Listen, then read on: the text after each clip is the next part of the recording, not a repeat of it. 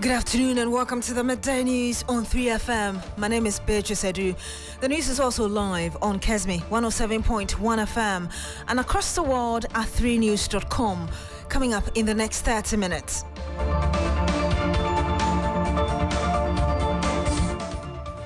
Ghana begins cutting electricity supply to Burkina Faso and 3 other neighboring countries to ease pressure from domestic demand. Also this afternoon, National Petroleum Authority reverses decision to suspend price stabilization and recovery levy on petroleum products less than a week after it issued a directive to OMCs in that regard. We'll bring you the implications.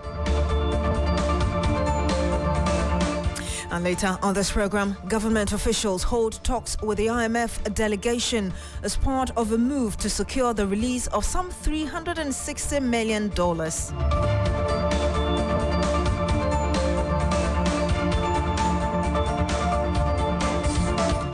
Thank you very much for joining us. Now, it is emerging this afternoon that Ghana has already begun cutting down on power supply to neighboring countries in the last 4 weeks. This is what analysts believe has relatively improved the power situation in the country. Let's run you through quickly what we know about the situation so far. Key statistics on power exports. We do know that in 2023, 10.7% of total consumption of Ghana's power was exported to neighboring countries. The main recipients, Benin, Togo, Cote d'Ivoire, and Burkina Faso. Now, the GRICO report that we reviewed to you yesterday, some details here. Total installed capacity that the country has is 5,626 megawatts. The total available capacity is 3,251 megawatts. Units unavailable due to maintenance and retrofit, 740 megawatts. And units unavailable due to inadequate fuel supply is 1,455. There have been some measures though. The VRA has increased gas supply from Nigeria. Load reduction from exports to Benin, Togo, Cote d'Ivoire, and Burkina Faso, like I just told you, to balance demand with available generation. There have been some recommendations as well. There is the need for more gas to be obtained from Nigeria. Also consider alternative fuel should be obtained for some of the plants to serve as strategic stock in the absence of gas. Well, the decision to cut down on power supply is already biting in Burkina Faso. Power distributor Sonabel has written to its customers, pointing out that challenges in Ghana is affecting its ability to meet demand. Castro Senyala is in the border region of Upper East region, and he's been tracking this story for us. He joins us on the line. Castro, tell us really what you've been finding out, particularly what Sonabel has been saying. Yes, so Beatrice, the whole of yesterday and this morning I've been engaging some residents across the border trying to understand the situation, considering that they are also feeling the heat as far as the power crisis is concerned. And I get the understanding that the Sonabel, which is the Burkinabe power producer, has written in a communique to residents, especially of the Kaya region, stating that they are having some troubles as far as power supply to the country is concerned, and that that is the reason why they are facing those challenges. But they stated that they were working hard, especially talking to the Ghanaian counterparts to see the best solutions they can have. Let me not forget to add that, majority of homes and businesses rely heavily, especially on communities along the border. Burkina Bay communities along the border rely heavily, for power from Ghana. And so the news that they've woken up to here is something that they've described as a very big blow, especially to economic activities along these communities. And they are asking that their government should do the best, see how far and best they can do to ensure that reliable power is given them so that they can continue with their lives, especially their business activities. So, Castro, based on what you're saying, it means that businesses are already facing the consequences of this. Probably some are even closing or not working because of this challenge.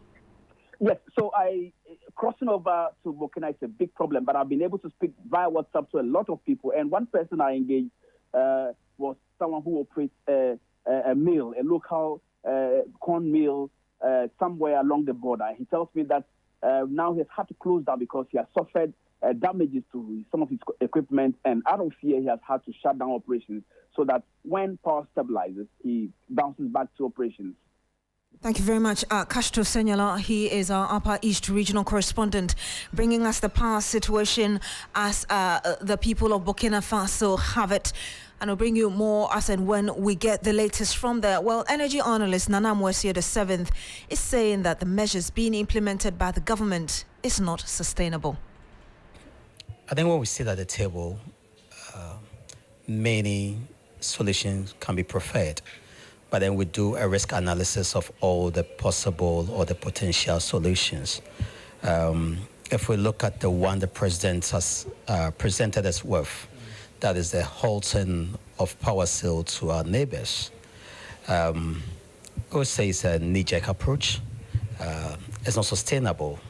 It has its own implications, both positive and negative. What it does first on the positive side is that it is freeing some 250 megawatts of power from the export segment to the domestic segment of consumption. It's okay, but then where are we directing this power to? We first need to ask, are we directing this savings to the residential?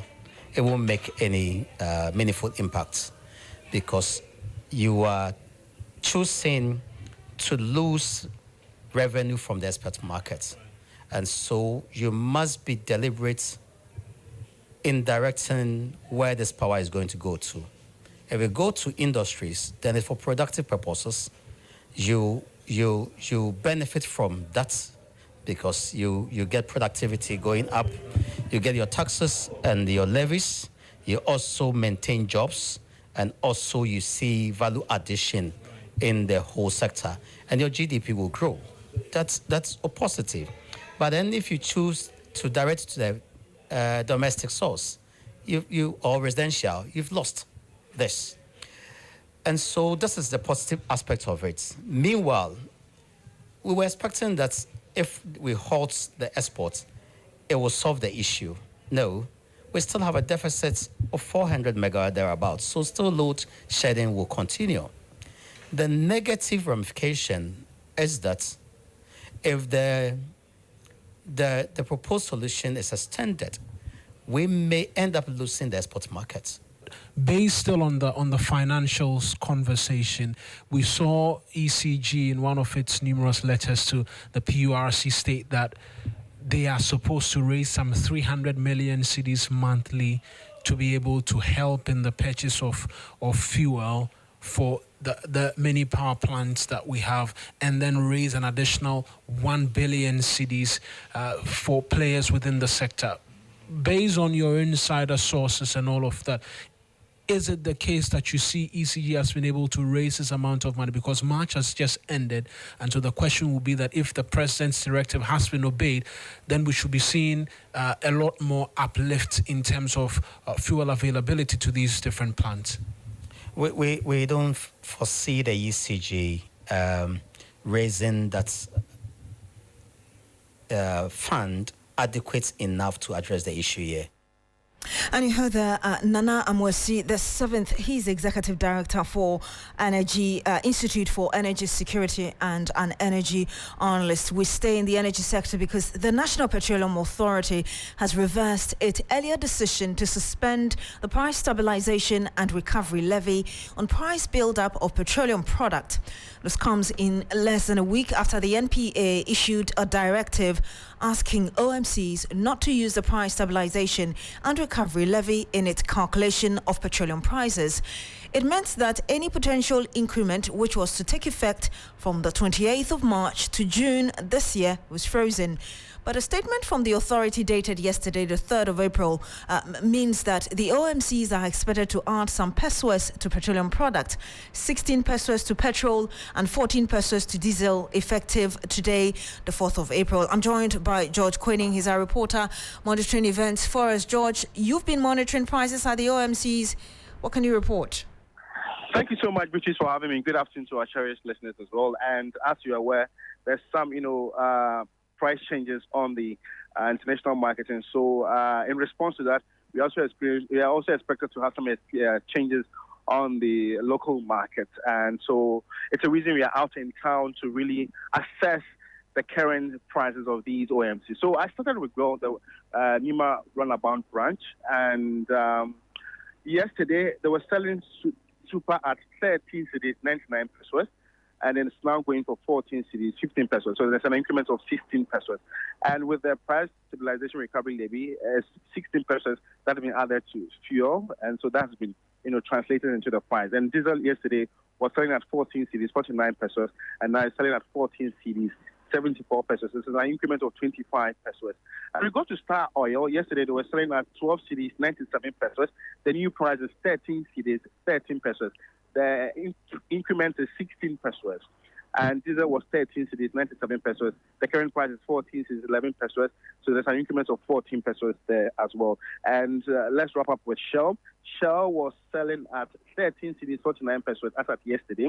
And today actually, the price is 13 cedis, 60 pesos, an increment of 11 pesos.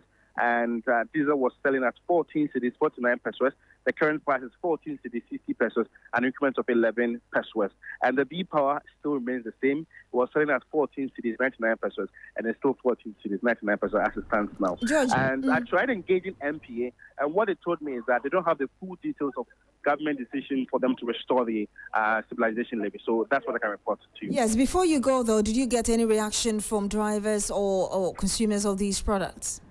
So for these drivers, we're actually in tough times. The increment might be marginal. Pesos is not really, but even with that, if you're buying lots of liters, it will translate into bigger, amounts of money. So for them, this actually is not the right time. If government could have absorbed that, they would have been happy about it. But as it stands now, as what it is, it's been tough times. That's what they say, and they plead that government can intervene one way or the other, and that'll be good news for them. Yeah.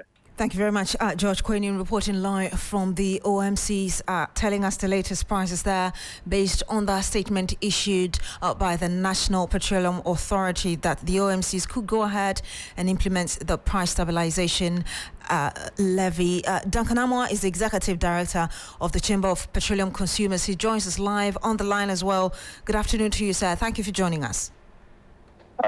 Afternoon, and thank you for having me. We just heard my colleague there, George Quenin, giving us the latest prices at the OMCs. How bad do you anticipate things to get?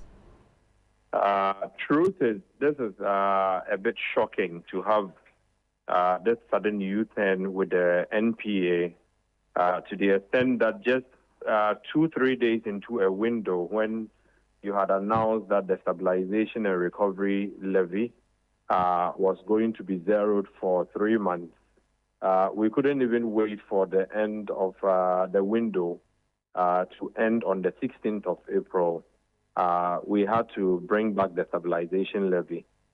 Two things come to mind. Either one, proper consultations were not done on the initial zero-in of the PSRL, or two, indeed, the fund and what it's supposed to be utilized on is clearly challenged now, and for which they need to come back to collect the monies.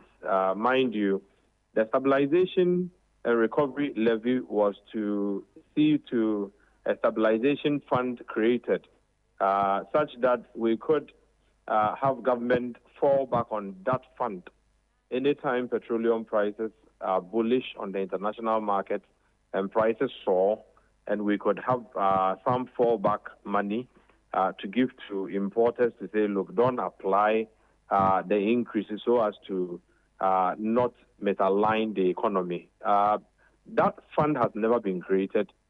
We've used the stabilization money simply to, as it were, subsidize for premix rather. And so when MPA comes back to say they are reintroducing that money, what they are simply telling you is that the fund going to paying for premix fuel is probably empty, and for which reason they would need to come back to collect the money just 3 days after it suspended it. I want to come back to a word you use, which is shocking. I know you've given us some explanations. You talk about a possible lack of consultation before this decision was made public last week. You also talk about the time frame, it being too short. Aside from these two that you mentioned earlier, what is informing that feeling of shock as you explained? One would expect that for a very intelligent body as the National Petroleum Authority, with enough technical and competent directors, these things would not happen and should not happen. But as it stands, either they rushed in communicating a decision which had not been concluded on, or they simply were concerned, as we all are, about the rising speed, of fuel price increments. Mind you, just a few weeks ago, petrol was around 12 Ghana, diesel was a little above 13. As we speak, diesel is approaching 15, petrol has gone past 14. What that means is that the kind of increases we are seeing at the pumps, if nothing is done, we could soon get back to the pre-November 2022 fuel prices, if you recall, when diesel got to about 20, petrol got to about 22, 23. They attributed it to the cedi dollar rate. Exactly. And as it stands, the cedi is neither stable to even give you any assurance that the next pricing window prices could be any favorable. Mind you, the global outlook also looks not as good. As I speak, the Russian refinery capacity is down, and that is a significant volume as far as the supply side factor is concerned. Once the supply side is hampered and demand remains constant, what it would mean is that you pay more for petrol, you pay more for diesel and petroleum-related products. So simply put, the outlook is pointing upward. The cedi is not looking any better. It's still depreciating very fast. And so if the NPA and by extension government do not put in place any contingency measures, Ghanaians are simply going to go back to the pre-November 2022 era when, like I said, these prices had crossed 21 Ghana cedis across board. We simply cannot afford to get there. Before you go, you talk about the need for the government to put in contingency measures. Briefly, what are those measures you would want the government to consider immediately? Clearly, one of them is what the NPA sought to do or had done, for which we are reversing. The stabilization levy would have to go. You also have, the sanitation and pollution levy, which 10%, you wonder what exactly we are sanitizing or what we are polluting or what we are using those monies for.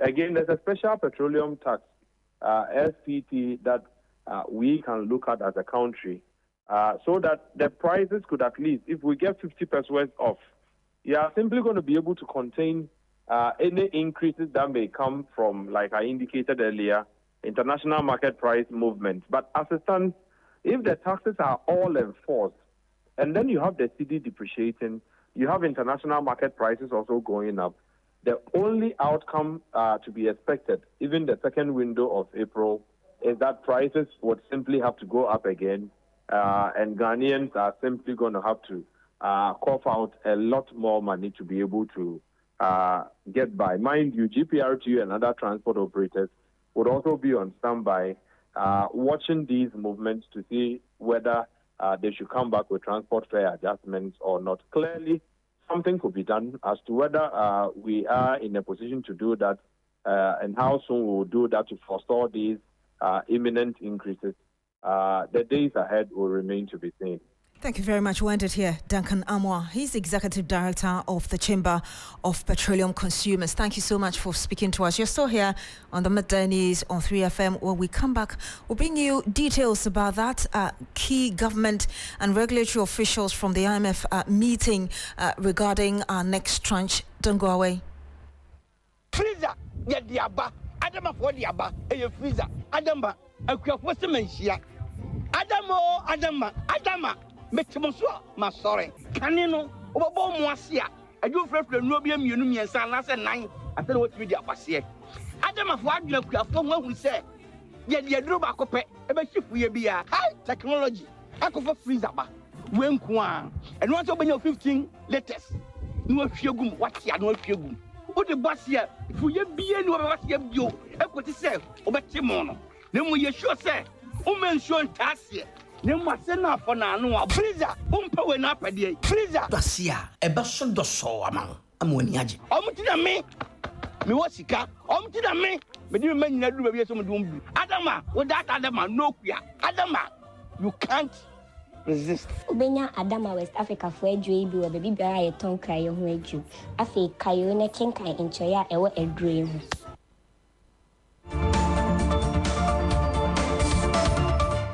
You're still here on the Midday News on 3FM. Thank you for staying. Now, key government and regulatory officials are holding talks with the IMF as part of a move to secure the release of some $360 million. This forms part of the $3 billion support program from the global financial institution. The International Monetary Fund would have to be convinced that the government has met some of the timelines set under the program.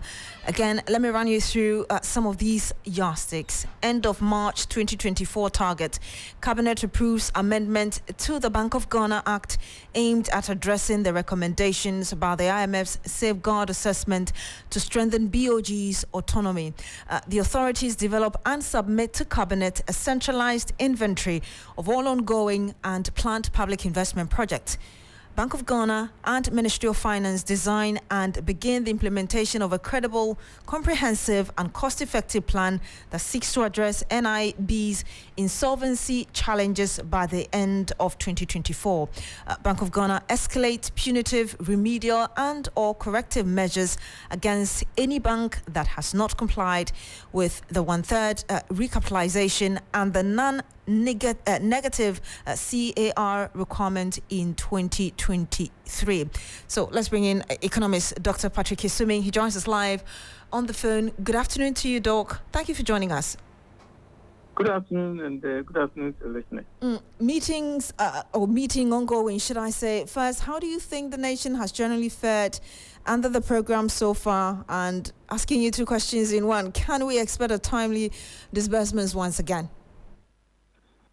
Well, I think in terms of meeting IMF's quantitative and structural benchmarks, we've done quite well. In terms of what that has meant for the ordinary Ghanaian, we haven't done so great. I think the IMF program seeks to first clean up government finances and then improve the macroeconomic environment. So from that point, you have to say that the program is doing what is intended to do. Specifically on this particular review, I think we have to understand that when the team that has visited finishes their work, then you see whether there will be a staff agreement. The money only comes when that agreement has been approved by the IMF board. I think that is where we are likely to have challenges.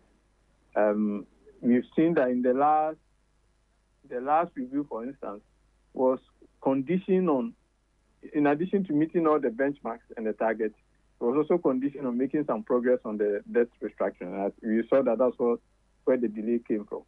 So for this particular review, if you look at some of the structural benchmarks we have to meet, you have to say that all of these are within the control of the government of Ghana. So you expect that they will be able to achieve that, even though I haven't seen the revision of the Bank of Ghana Act. I'm not sure whether it has been passed or not, but the main thing is that if we don't meet these, then it's really problematic because we don't need to negotiate those ones with anybody.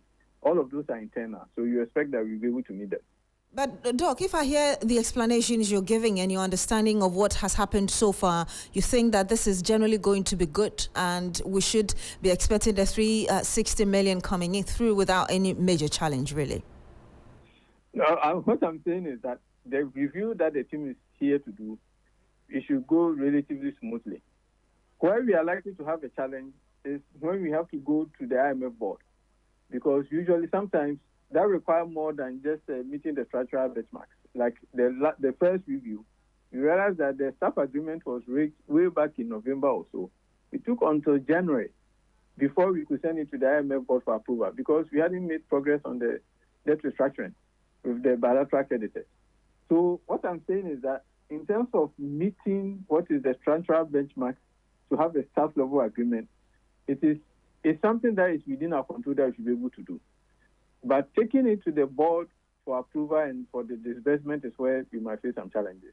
We'll have to end it here. Thank you very much, Dr. Patrick Isuming. He's an economist with the University of Ghana Business School. Thank you for sharing those views and analysis with us. Now, a scheduled meeting between the interministerial agencies and the office of the Gbogbo Wolomo has been called off.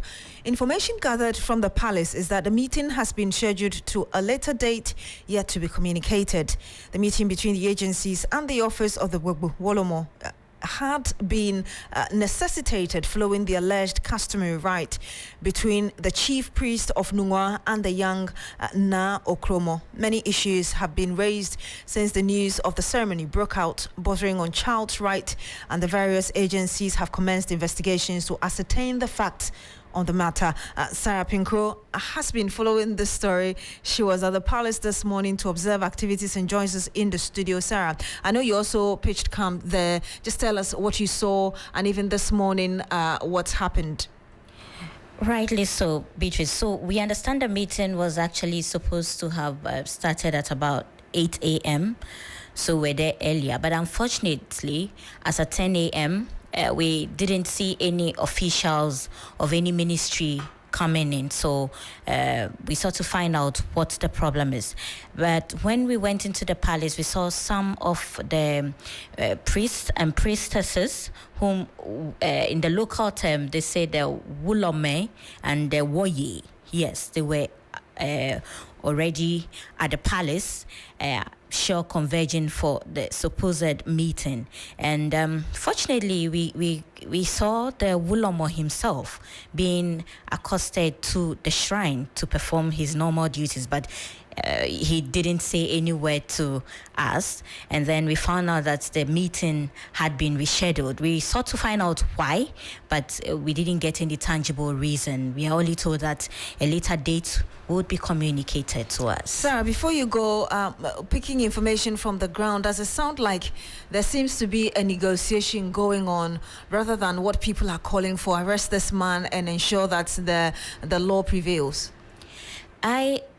From where I sit, I can't speak to that for a fact, but I know that I'm beginning, it looks like people are beginning to kind of appreciate in a way what the tradition is really about, getting to understand the issues, irrespective whether it will be challenged at the court regarding the calls for the arrest of the Wulom or wherever it gets to. But definitely we would follow up to see the end of the whole matter. Indeed. Thank you very much, Sarah Pinko, bringing us the latest from that controversial story in Nwada, priest marrying the 12-year-old. Well, they say she's 16. We move to the Ashanti region now, and specifically to the Ajusu constituency, where nominations for the New Patriotic Party parliamentary primary is expected to close later today. The governing party opened nomination for 3 days. That was from Tuesday to today, the 4th of April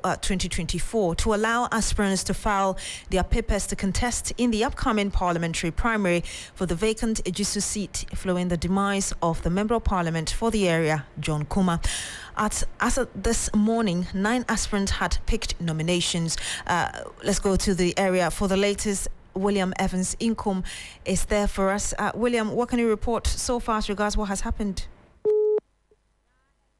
Okay, we seem to have lost William on the line there, but we will reconnect to him later in our subsequent bulletins. You're still here on the Midday News on 3FM.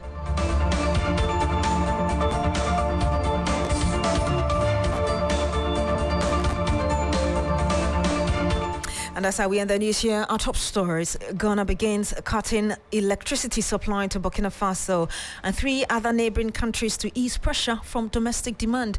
We brought you updates and the impact there so far. Also, National Petroleum Authority reverses decision to suspend price stabilization and recovery levy on petroleum products less than a week after it issued a directive to OMCs in that regard. We brought you updates on the government officials are holding talks with the IMF delegation as part of a move to secure release of some $360 million. My name is Beatrice Adu. Thank you very much for joining us today. Log on to srinews.com for more news. Coming up next is Business Daily. Stay with us.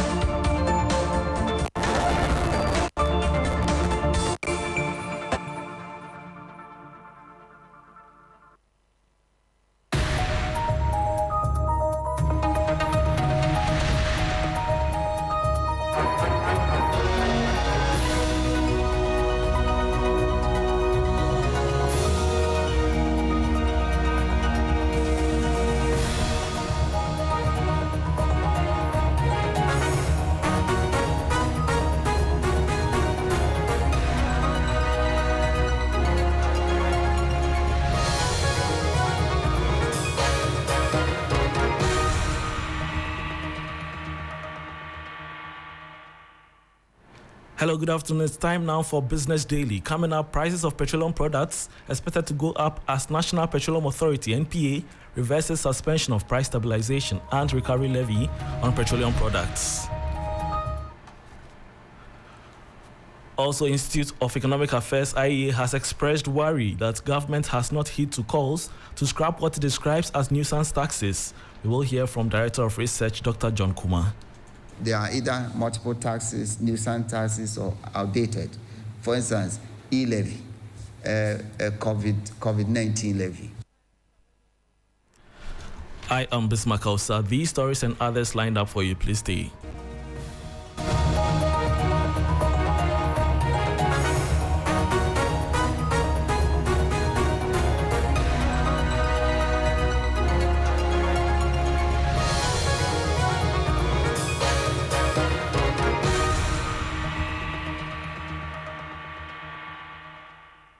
Thanks for your company. Now to our very first story. Prices of petroleum products are expected to go up following a latest directive to downstream petroleum companies by the regulator, the National Petroleum Authority. The NPA has taken a U-turn to suspend the price stabilization and recovery levy on the price build-up of petroleum products. This was captured in a letter dated April 3, 2024 to the various players in the oil marketing and distribution industry. The following three business news desk report has the details. The NPA in the letter directed all the oil marketing companies and other players that from April 4, 2024, they should now apply 16 pesos per litre on petrol, 14 pesos per litre on diesel, and 14 pesos on every kilogram per liquefied petroleum gas. For now, it is unclear what influenced the National Petroleum Authority to revise the suspension of the price stabilization and recovery levy. Meanwhile, the downstream petroleum sector regulator had earlier announced the suspension of the levy on price build-up on petroleum products.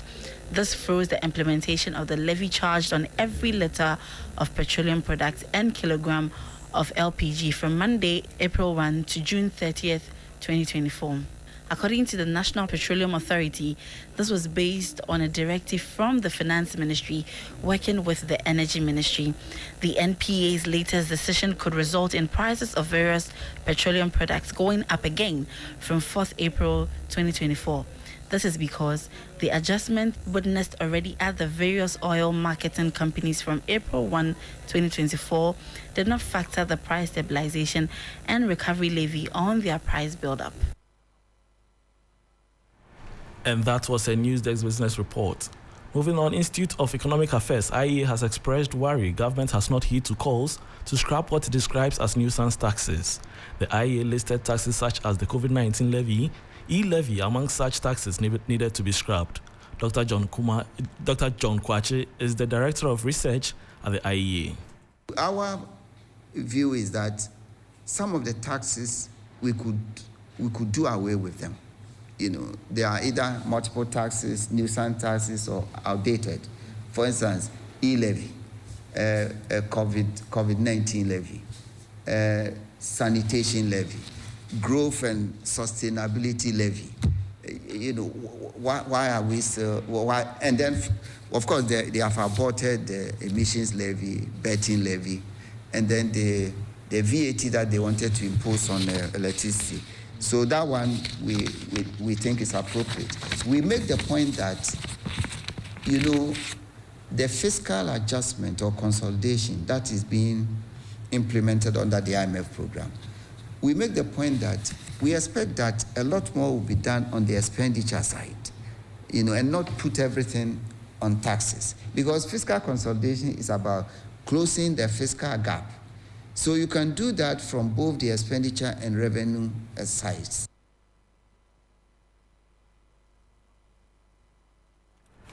And that was Director of Research at the Institute of Economic Affairs, IEA, Dr. John Kwachi. Moving on, Board Chairman of MTN Ghana, Dr. Ishmael Yamson, has raised concerns regarding the law labeling businesses as significant market players, suggesting it could hinder legitimate business advancement efforts. Last year, the National Communications Authority, NCA, classified MTN Ghana as an SMP after it captured approximately 40% of the total market share. The NCA defended its SMP classification, clarifying that it aimed not to penalize or impede MTN's operations, but rather to ensure fair competition in the market and safeguard consumer choice. The authority explained that when an operator achieves significant market share and dominance, it can adversely affect competition, leading to higher prices, inferior service quality, and diminished innovation. This regulatory move was supported by the National Telecommunications Policy 2005 and the Electronic Communication Act 2008. Following the declaration, the NCA has implemented pricing regulations for voice, data, SMS, mobile money, and has reviewed and approved all pricing by MTN as mandated by law. There's a law that we have to abide, and I think the NCA, in declaring MTN a major operator in the country, was only doing their work. The law says if you have 40% or more of the market share, you are a significant market player. MTN Ghana's board chairman, however, still harbors concerns. As a country, we should expect companies who operate here to invest in this economy. Now, nobody invests to be smaller. You invest to grow. And if by growing, you become bigger than the competition, you cannot be faulted. But of course, as I said, they were doing their job, but I think what we should bear in mind are the implications of what we do when we declare a company significant market player. You are reminded that this is still Business Daily with me, Bismarck Ausa. Before we go, the Liquefied Petroleum Gas Marketers Association of Ghana is accusing the National Petroleum Authority, NPA, the industry regulator, of implementing policies that are harming the sector. Their primary concern is a recently imposed fee of $80 on each metric ton of LPG. The association fears this will lead to a decline in LPG consumption and potentially cripple the industry. The imposition of the $80 per metric ton of LPG is to help in the implementation of the cylinder recirculation module.